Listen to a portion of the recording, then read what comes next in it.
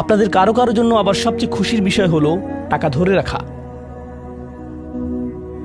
আপনি স্ত্রীকে সাথে নিয়ে সুপার শপে গিয়েছেন, তিনি 1 প্যাকেট দুধ নিলেন। আমাদেরকে এত বেশি দুধ প্রয়োজন, ছোট প্যাকেট নিতে পারো না?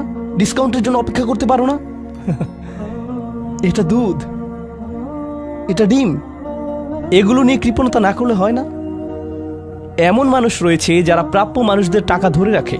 আপনার সন্তানদের অর্থ প্রয়োজন, তাদের চলার জন্য কিছুটা পকেট খরচ প্রয়োজন, আপনার স্ত্রীর কিছুটা অর্থ প্রয়োজন।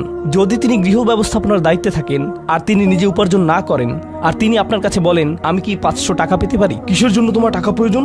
আমাকে সম্পূর্ণ প্রতিবেদন প্রদান করবে, সকল রিসিট দেখাবে। দাঁড়ান, 1 মিনিট থামুন। এটা লাম ইয়াকতুরু, এটা আপনার জন্য চ্যালেঞ্জ হতে পারে।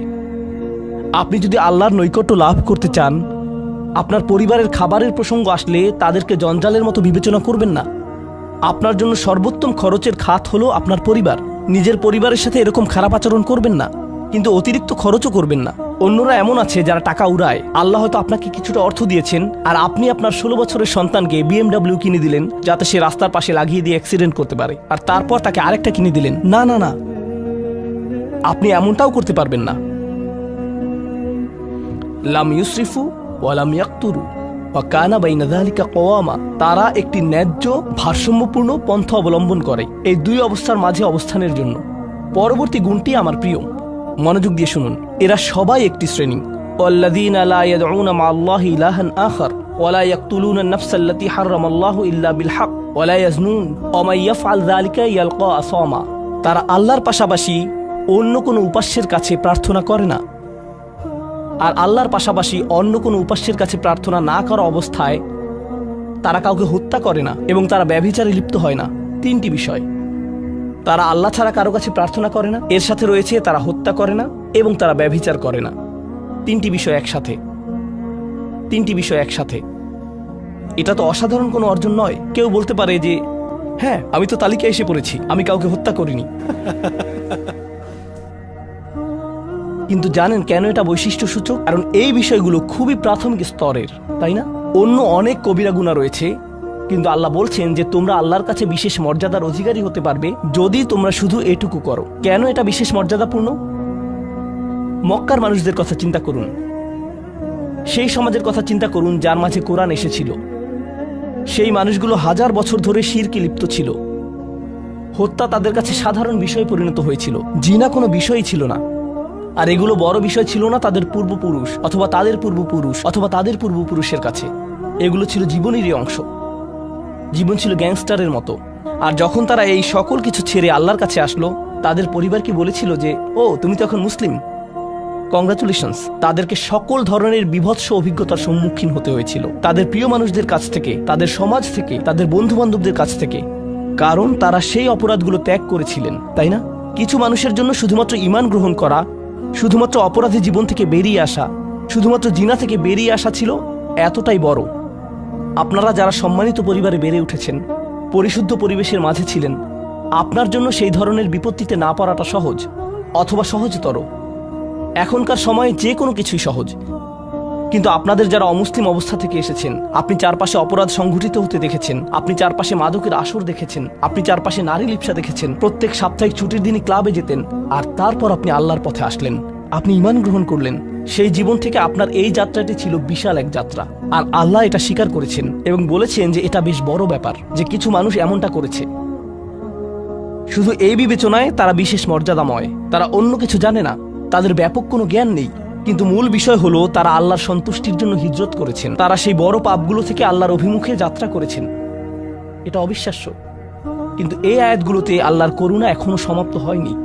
প্রথমত সেই 3টি বিষয় যা আমি উল্লেখ করেছি, শিরক বা আল্লাহ সম্পর্কে অশ্রদ্ধা প্রদর্শন করা, হত্যা এবং ব্যভিচার, এগুলো অনেক বড় পাপ। তো আল্লাহ কি বলছেন? ইউদাআফ লাহুল আযাবু ইয়াওমাল কিয়ামা ওয়া ইয়াখলুদ ফীহি মুহানা। এমন মানুষের জন্য শাস্তি দ্বিগুণ করা হবে, আর তারা সেখানে থাকবে অপমানিত অবস্থায়। এই পাপগুলো আল্লাহর কাছে ছোট বিষয় না, বিশেষত 3টা পাপ একসাথে। কিন্তু প্রসঙ্গক্রমে সবচেয়ে খারাপ অপরাধ শিরক। সবচেয়ে খারাপ অপরাধের মধ্যে দ্বিতীয়টি হলো যখন আপনি একজন ব্যক্তিকে হত্যা করেন। এটা কাকে হত্যা করার সমতুল্য? গোটা মানবজাতিকে। এটা হলো দ্বিতীয় বৃহত্তম অপরাধ। আর তারপর তৃতীয় বৃহত্তম অপরাধ কোনটি? জিনা। এই 3টি একসাথে এসেছে। একটি আয়াতে। সেজন্য আল্লাহ বলছেন যে এই ব্যক্তিটি বিশেষ ধরনের শাস্তি পাবে, আর সে এই শাস্তিতে রয়ে যাবে অপমানিত অবস্থায়। কিন্তু এমনকি খারাপের ভিতর সবচেয়ে খারাপ, এরপর সবচেয়ে খারাপ ব্যক্তিটি, এই ব্যক্তিটি এজন্য সবচেয়ে খারাপ না যে সে একটি জিনিস করছে, বরং সে সবচেয়ে খারাপ কারণ সে তিনটি জিনিসই করেছে। এটা জাহান্নামের হ্যাট্রিক অর্জনের মতো। তার সম্পর্কে আল্লাহ কি বলছেন? তিনি বলছেন ইল্লা মান তাবা ওয়া আমানা ওয়া আমিলা আমালান সলিহা,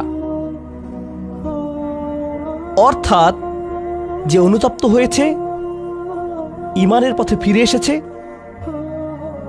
এবং তখন থেকে ভালো কাজ শুরু করেছে, তার জন্য নিয়মের ব্যতিক্রম হবে। এটা উপলব্ধি করাটা গুরুত্বপূর্ণ। আল্লাহ বর্ণনা করছেন নিকৃষ্টের মধ্যে নিকৃষ্ট, আর চেয়েও নিকৃষ্ট। আর তারপর বলেছেন এমনকি সেই ব্যক্তির ক্ষেত্রেও যদি সে আমার কাছে ফিরে আসে, আমি তাকে শাস্তিতে নিক্ষেপ করব না। কিন্তু এতটুকু যথেষ্ট না। আমরা কথা বলছি ইবাদ আর রহমানের ব্যাপারে, যিনি অবিশ্বাস্য রকমের করুণাময় সত্তা। তো তিনি তাদেরকে শুধুমাত্র জাহান্নাম থেকে রক্ষা করেই ক্ষান্ত হবেন না, তিনি আরও কি করবেন? ফাউলাইকা ইউবাদদিলুল্লাহু সাইয়্যাতিহিম হাসানাত, সেই মানুষগুলোর মহাপাপগুলোকে প্রতিস্থাপিত করবেন। আর আমি আপনাদেরকে মনে করিয়ে দিচ্ছি সেই পাপগুলো কি? শিরক। ইন্নাশ শিরকা লাযুলমুন আযীম, হত্যা। কাআন্নামা কাতালান নাসা জামিআ, সে যেন গোটা মানব জাতিকে হত্যা করলো। এবং জিনা, ব্যভিচার, সবচেয়ে বড় পাপ এগুলো। আল্লাহ বলছেন যে পাহাড় সমান তাদের এই সমগ্র পাপ কাজগুলোকে আমি প্রতিস্থাপন করে দিব ভালো কাজ দিয়ে। কিন্তু তারা এখনো কোনো ভালো কাজ করেনি, তারা এখনো নামাজ পড়েনি, তারা এখনো ইবাদত করেনি, তারা এখনো হজ করেনি, তারা এখনো দান করেনি। তারা মূলত যা করেছে তা হলো অনুতপ্ত হয়েছে। আর এখন থেকে তারা ভালো কাজ করবে। আল্লাহর জন্য এতটুকুই যথেষ্ট। তাদের পাহাড় সম পাপগুলো নিবেন, যা তাদেরকে চিরকাল জাহান্নামে নিক্ষেপ করতে অপমানিত অবস্থায়, আর তিনি এই পাহাড় সম পাপগুলোকে নিয়ে পাহাড় সম ভালো কাজে পরিবর্তিত করে দিবেন। এটাই আল্লাহ করবেন তাওবাকারীদের জন্য। আপনিও বিশেষ মর্যাদার অধিকারী হবেন। শুধু তাওবা করুন।